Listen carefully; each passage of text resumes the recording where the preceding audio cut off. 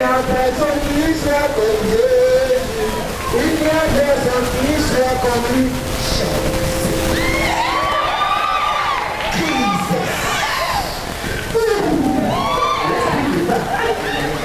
Il est écrit, l'homme qui quittera son père et sa mère pour s'attacher à une femme qui l'exerce. On n'a pas dit l'homme quittera son père et sa mère pour s'attacher à une femme sous le consentement de ses parents qui l'exerce.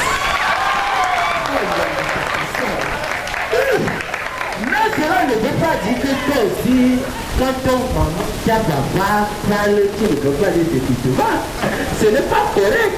Ta maman dit les choses, c'est quand dit souvent que ce que ta maman a dit, regarde en l'air, toi tu es en l'air, mais tu ne peux pas les regarder. Jesus! Mon fils, je vois quelque chose sur toi. Je ne sais pas comment l'esprit me parle. L'esprit me dit que tu t'es marié à Christ.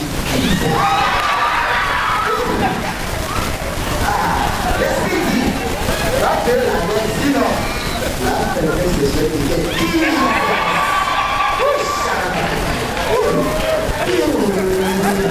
L'esprit me parle. Mon fils, c'est pas ici que tu ne veux pas me regarder. L'esprit me parle. Tu es propice, car tu es prêt pour dire que vous venez de bloquer. Est-ce que tu es prêt, mon fils? Si je vais te lever du pied.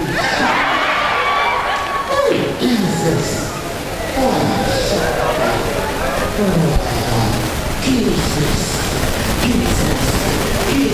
L'esprit me parle. Il y a quelqu'un là-bas. Ma fille, tu m'as Jesus. Tu connais, tu devais te marier depuis. Mais tu ne te maries pas parce que quand tu vois l'homme, maman dit ce n'est pas bon. Tu vois, on dit ce n'est pas bon. Mais arrête d'écouter ça, sinon ton caleçon va vieillir. Jesus. Moi, je n'ai pas beaucoup de temps, je suis passé kaya. On dit souvent donner, on va me bénir. Qui veut me bénir? Jesus. Qui veut me bénir? Jesus. Donc, vous ne voulez pas la bénédiction? Dieu me bénit. Jesus. Dieu me bénit. Je vais te bénir. Jesus. Bénis-moi. Attendez, ça aussi, il y en a besoin. J'ai besoin. Oh, mon frère, c'est pas toi qu'on va bénir. Jesus. Dieu te bénit, ma fille. C'est le mot Jesus. Applaudissez pour eux. God bless you. Ça veut dire que Dieu va blesser tes ennemis. Jesus. Bénissez-moi. Et Jesus.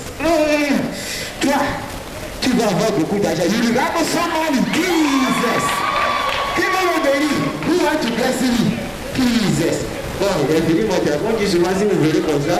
Jesus. Après ça, Jesus. Jesus. Who want to bless me? Okay. Nobody want to bless me again? May I go? To go? You don't want to bless me again? But me, my God will bless you. If you want to give me again, God will bless you again. Let Dieu vous bénisse. Amen. Maintenant, on va le partir. Comme d'habitude, moi je ne parle pas comme ça. Moi je dois venir faire un miracle et puis partir. Donc vous allez crier tous.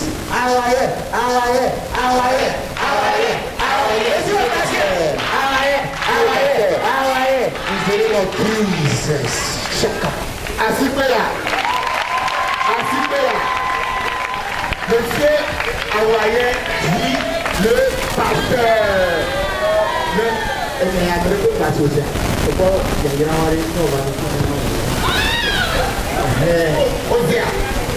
Le gars il se vient. On coupe le caméra. On plaisir. Le temps il est de lui faire la parole. Il a mis les séries pour ces jours. On va te dire le produit. Il y a déjà bénéficiaire. Pasteur,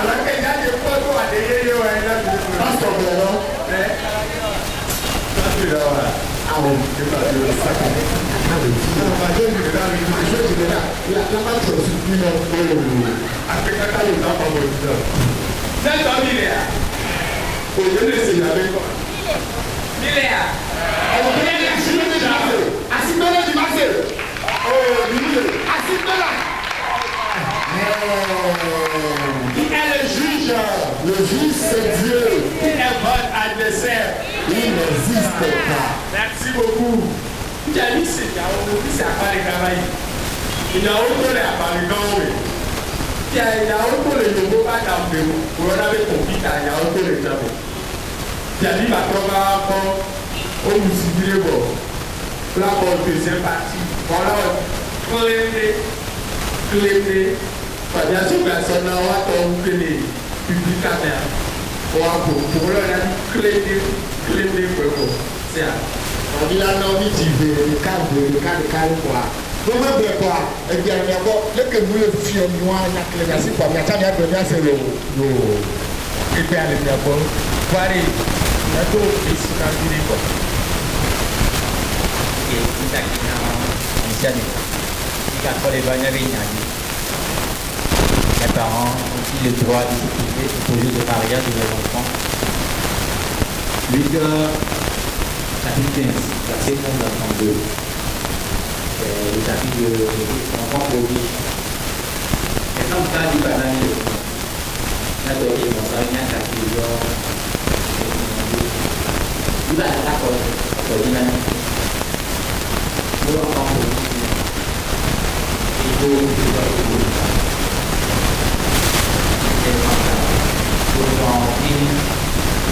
Ibu ya ini kan bawa di mana ini nanti macam mana pasti nanti ambil sih video mengecek ini yang ibu tidak paham ini boleh dimaafkan mau ada negara pasti mungkin buat ini juga buat bawaan, buat bawaan. Nyata orang itu sih orang mereka sih mereka tidak banyak seperti itu. Kita buat kita ini mungkin apa orang yang sih caca, ni ani berdoa lagu apa? Oke, kita mungkin berdoa yang itu. Now, the General Service is not always a big poor. You know, if you are a stage, a saving for the very fact that I can save you for it. Et ça est clair. Ils sont programmés pour les personnes de la famille. Ensemble, l'article 43, qui est dit l'homme et la femme choisissent librement leur conjoint et le contrat de mariage que de leur libre et plein consentement. C'est clair. Now that we build a funeral in Yahweh, or we build a funeral, they put a call at the funeral. They don't put it on the other. And they have to go to the end. And one of the Taipa, they put the long video. Everything. It's not pretty. They don't have to buy the world anymore. They are 2007 super. En raison de la principe de la liberté matrimoniale qui appartient à l'opposant de fournir la preuve certaine que l'un au moins des époux reçut exclusivement un but étranger au mariage. Une fois que on a les gens alors on va le en mode que on va le mariage But parce qu'il y a qui va dans notre foyer, quand tu viens pour lui dire, il est beaucoup.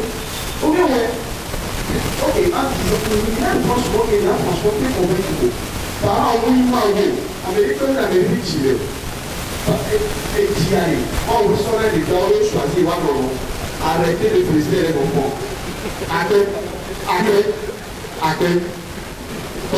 Ilé wo ti la bàbá kọ n'o gbé kɔnɔ pa nkɔ ko la yɔ o bɛ yɔ kɔ kɔ nyakilasi kɔ agbɛ mi tiri k'atɛ kɔ ɛbɔ mama fɔ mi kúrò ní lu. Ok, ici vous avez le frère Christian.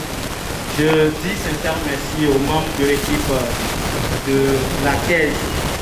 Patricia, de Poulo, à Pakaji Oléo. Ah, les thèses sont... Ok. Voilà. Minute Rika Pomino. Ok, nous avons fait un il y a une équipe d'antithèse on est étudier Afrique avec Dolo et les bébés. Le mariage dont vous nous avez parlé dans votre intervention, bon, pour moi, est un mariage à la fois importé. Pouvez-vous nous parler du vrai mariage africain? Secondo, vous avez mentionné les termes tels que la mondialisation, tels que l'éducation. De quelle éducation voulez-vous nous parler ce soir? La vraie éducation africaine, de quelle mondialisation s'agit-il? Il s'agit de la mondialisation qui nous a conduit à l'homosexualité, au lesbianisme.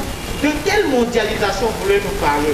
Vous avez touché, vous avez parlé des choses dans votre intervention liées à la Constitution. Je suis désolé. Cette Constitution, c'est une Constitution française. Merci beaucoup. Remodifiée à la manière togolaise. Ce n'est pas la vraie Constitution. Ce n'est pas la vraie Constitution. Nous voulons la Constitution à la manière africaine. Au panafricanisme, c'est ce que nous voulons. Mes chers frères, je suis franchement désolé. Les parents interviennent au dernier moment. Ce n'est pas dans tous les choix que les parents s'opposent, mais c'est dans quelques choix. Cela veut dire que les parents ayant l'esprit de discernement accordé par le divin, ça leur permet de pouvoir nous accompagner dans le choix du conjoint et de la conjointe. Après,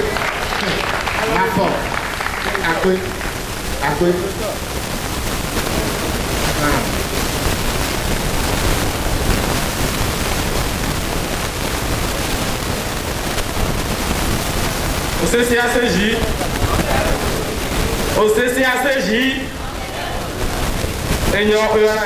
Emmanuel.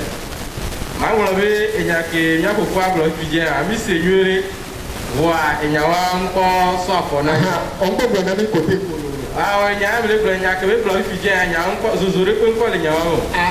Automatiquement,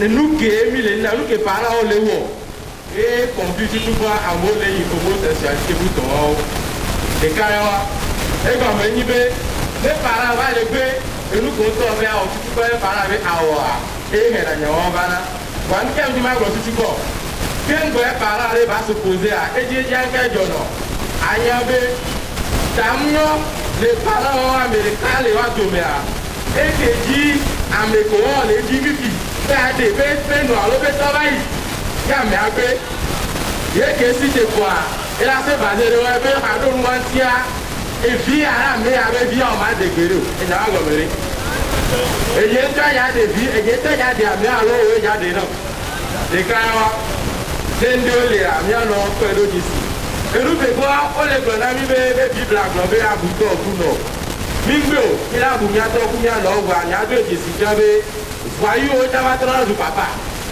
Avec c'est-à-dire éducation, on doit culturer le peu. What Jamaïcain du Gila, il n'y a pas de Gila, il y a trop de Mabuya. Il y a trop. Et comme et nous qui sommes à nos cuillères, et les dix bâtons à Pawaji, il y a mal à Zoya pour un canal de Mabuya. Il y a un canal du tout.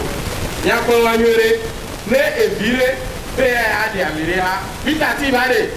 Et comme on m'a trouvé à la plaine et tant qu'on ne voit, on peut aller subir la classe et pour me gorer. Il a dit, et bien le diable a vu Vidiavé, là me réveille à la tour et là, soit un début mort de nous, mais à quand même, et carré le pilier. Il a dit,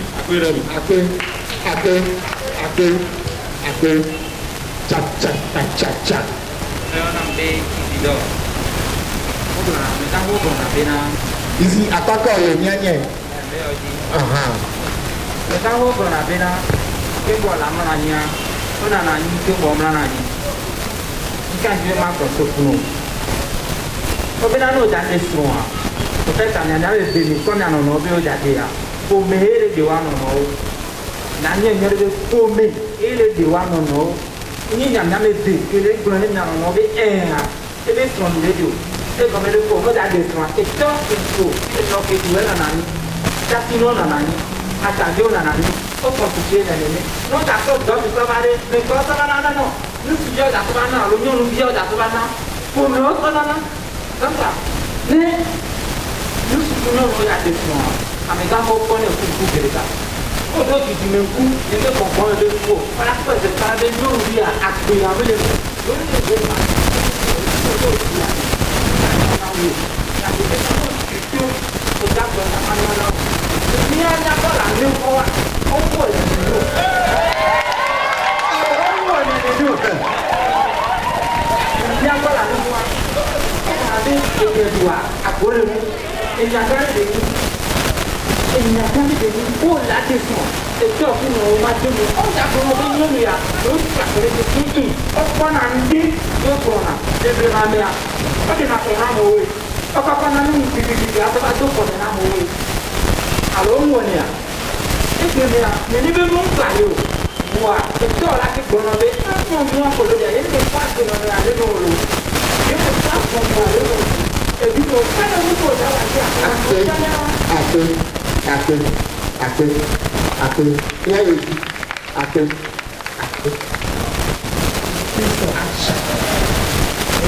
dire que j'appuie l'antithèse pour dire que le mariage n'implique pas seulement les concernés.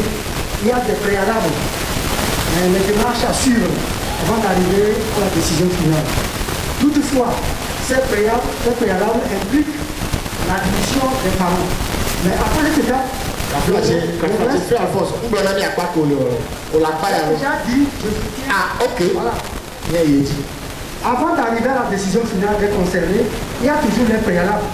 Donc, les préalables concernent la thèse. Si cela n'est pas fait au départ, ce n'est pas la peine d'arriver à la décision des concernés. Donc, les préalables étant déjà effectués et approuvés, on revient à la décision finale des concernés. Donc, il n'y a pas question d'aller en arrière pour dire est-ce que les parents doivent accepter le consentement des concernés. Ça ne passe pas. On dit souvent la nuit est longue.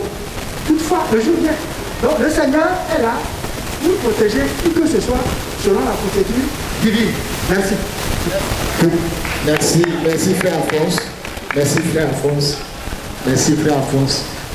Il dit tcha tcha tcha. Il va pas même faire quoi. Ah.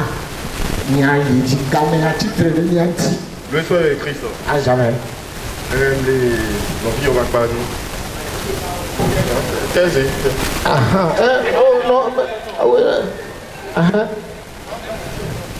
Ndak bena antitest mi school. Élection il bla yo go ben noir encore. Pe kaka. Ni ma trouver en go domaine. Ni noir c'est bon, ou ambiance bon. Et nous qui mis là blanc les filles encore. Chochi à home. Obe sans nous la descend les corners. Non noir, il n'y a la descend ici. Non noir. Là-bas non, si là nous pas. On l'a quoi la zone. On l'a pas for the day minute.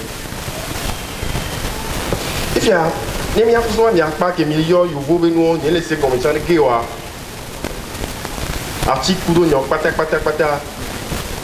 Ya bon so bébé. Mi school dédé, mi mariage. Nyon noir, les dormi. Un soir, les dormi. Mi divi, les via la home, les mecs bon. Nous à bon. Éducation quelle sont les néons. Et moi, nous en avons et il est dit, au tien soit là il est dit. Mais les points, il y a qu'un éclat à l'eau. Il y a des points. Le capitaine allez, à me faire aller, nous on a bateau nous. Nous on a bébé dans nos home. Bé là il dormi parce que il sous coco, au tien on avait sous coco. Là faut dire que mes diacres on sous mais encore. Ne nyɔnua ebe xɔ kpakpla bi na de wo bɔbɔ nana sua de ela bɔbɔ nɔ la xɔmi enyanya kpa wòle fiɛw. Akpe mi la gba xɔ agbe ɖeka ta fada gã la gblɔ be ne ami. Azalɛ. Je reprends au nom de Sénaï, je suis du côté de l'antithèse. En fait, au plan de vena gardons moi et tant la donne non voilà que on a beau con et nous qu'elle a rien là il va quoi tant quoi qui quoi que moi avec nous on y vit en vie on m'a demandé que nous tablions et qui a tant que on m'a dit on m'a mis l'homme non et tant m'a cité c'est là où je viens de l'école et quand les commerçants voient vai ajudar por mano nimble de so nya mi kon ya me wo ke da de so we kon ke le gadina o kon de ke le nyo mame ke le compléter le on to goa yo lo dila mate beno agona o ape mi sale gaton ya me fifitien mi tingbe ka fi onche mo be ya pompo ni ti so gbe na o wa parti remise le ya de gare ya so gbe na fadaga ni ni atro ya klonchi lo ape egbebe evangeli ale glombe alo mi ko yesube on ale gbea que des femmes ma exclure américain il n'y a pas d'exclus dans la société donc en tant que pasteur de la paroisse je ne peux pas les exclure et je ne peux pas les exclure non plus pas Mouloula inclure voilà que tout ça m'a tombé formulation à Mounion mais une formulée éloignée les parents ont-ils le droit de s'opposer au mariage de leurs enfants? Jamais. Mariage c'est naturel il va défendre comme il est le sous-ménage. C'est le choix qui est dans votre esprit. Vous voyez, il faut être prudent dans la réflexion. Ici, est-ce que vous me suivez? Si on prend comme formuler la thèse, mais les matin supposons un mariage, nous s'exposons de la loi.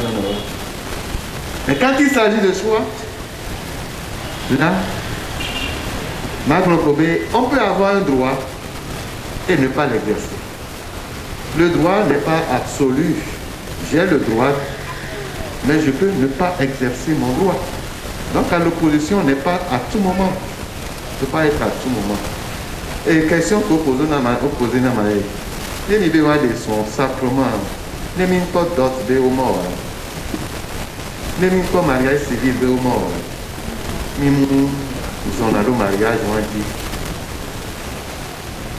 Allez, besson, avec mariage que nous avons validé.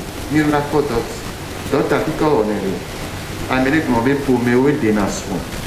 Nous avons veillé les leçons. Et ça, c'est une vérité. C'est une vérité. Ma toi, téléphone, nous avons parce que c'est une nouvelle fois. À mon que le deuxième avec le Après la fin. Oh, il n'y a que pas d'adaptation dans le Tinawa. Oui.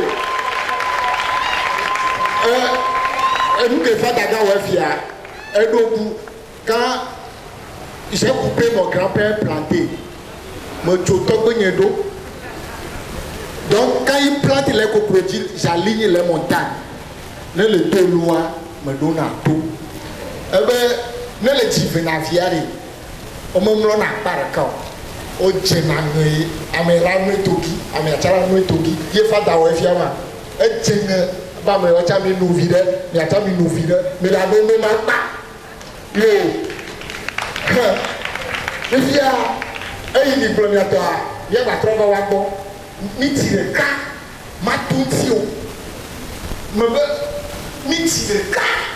Ne le bouffeur. Miti le cas. Ne lui le bois, ne va, n'y a non plus, n'y a ton collègue, et n'y a eu à Chassia, ou à l'ennemi quoi.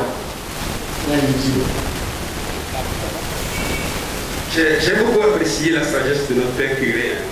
Il est vraiment sage. Le groupe, il y a un autre qui a dit dans le stage, quand on a fait la Samuel, on dit que vous faites la Gérigore. Et on stage pour toi. Et vous faites la connaître, vous pouvez y aller pour et tout. Oh, d'accord.